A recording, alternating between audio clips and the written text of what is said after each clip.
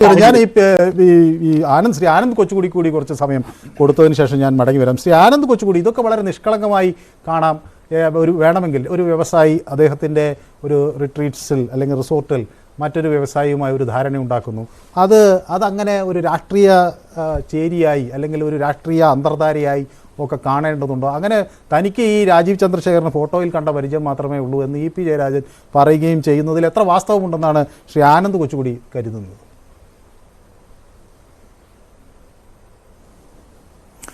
അല്ല, അതിൽ എനിക്ക് വ്യക്തമായിട്ടുള്ള ഒരു ധാരണയില്ല. ഇപ്പോൾ നിങ്ങൾ ഈ ചർച്ചയ്ക്ക് തന്നെ ഇത്തിരി ലേറ്റായിട്ടാണ് വിളിച്ചത്, അത് കാരണം എനിക്കത് അന്വേഷിക്കാനുള്ള സമയവും കിട്ടിയില്ല കാര്യമായിട്ട്.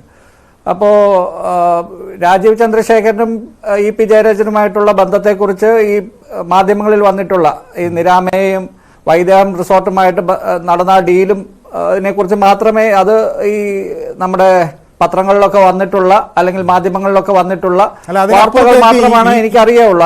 അതിൽ കൂടുതൽ എനിക്കൊന്നും അറിയില്ല. കോൺഗ്രസിന്റെ നേതാക്കൾക്ക് അവർക്ക് എന്തെങ്കിലും അതിനപ്പുറത്തേക്ക് കൂടുതൽ അറിയാമായിരിക്കും, അതായിരിക്കും അവർ പറഞ്ഞത്. പക്ഷേ ഞാൻ ചോദിക്കുന്നത്, അതിനപ്പുറത്തേക്ക് ഇ പിയെ കൊണ്ട് വാർത്തയുണ്ടാക്കാം എന്നൊരു നിലപാടിൻ്റെ ഭാഗമായാണോ അദ്ദേഹത്തെ വന്നത് എന്ന് കരുതേണ്ടതുണ്ടോ? മാത്രമല്ല, ഇപ്പോൾ ഈ വിഷയം മാത്രമല്ലല്ലോ, ഇപ്പോൾ പത്മജയുടെ, ദീപ്തി മേരി വർഗീസിൻ്റെ ഒക്കെ വിഷയവുമായി ബന്ധപ്പെട്ട് ഇ പിയെ സംബന്ധിച്ചുള്ള ഈ വിവാദങ്ങൾ പുറത്തു വരികയാണ്.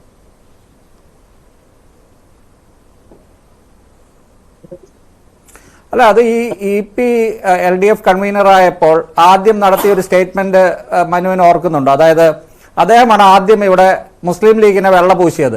അതുവരെ CPM മുസ്ലിം ലീഗിനെ അടുപ്പിക്കില്ല എന്നാണ് ഇവിടുത്തെ വളരെ എന്താ പറയുക ഇടത് ബുദ്ധിജീവികൾ മുതൽ മറ്റു പലരും കരുതിയിരുന്നത്. അദ്ദേഹം LDF കൺവീനറായിട്ട് ചുമതലയെടുത്ത ആദ്യത്തെയോ രണ്ടാമത്തെയോ ദിവസം അദ്ദേഹം പറയുന്നു മുസ്ലിം ലീഗ് LDFിലേക്ക് വരാൻ പോവുകയാണ് എന്ന തരത്തിൽ അദ്ദേഹം ഒരു പ്രസ്താവന ഇറക്കുന്നു. അപ്പോൾ ജയചന്ദ്രൻ സാറൊക്കെ ഓർക്കുന്നുണ്ടോ?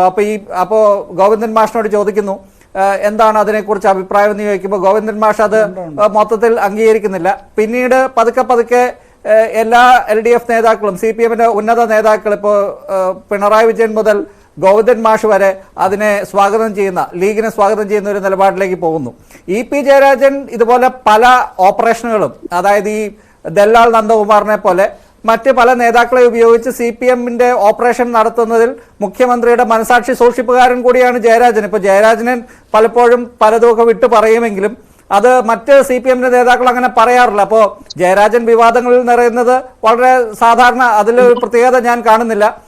അദ്ദേഹമാണ് എപ്പോഴും ഈ കാര്യങ്ങൾ കൂടുതൽ വിളിച്ചു പറയുകയും അത് പിന്നെ വിവാദമാവുകയും അദ്ദേഹത്തിന് പലപ്പോഴും ആ വാക്കുകളിൽ സൂക്ഷിക്കേണ്ട ആ പക്വത അദ്ദേഹത്തിന് പാലിക്കാൻ പറ്റാത്ത അവസ്ഥയൊക്കെ വരാറുണ്ട്.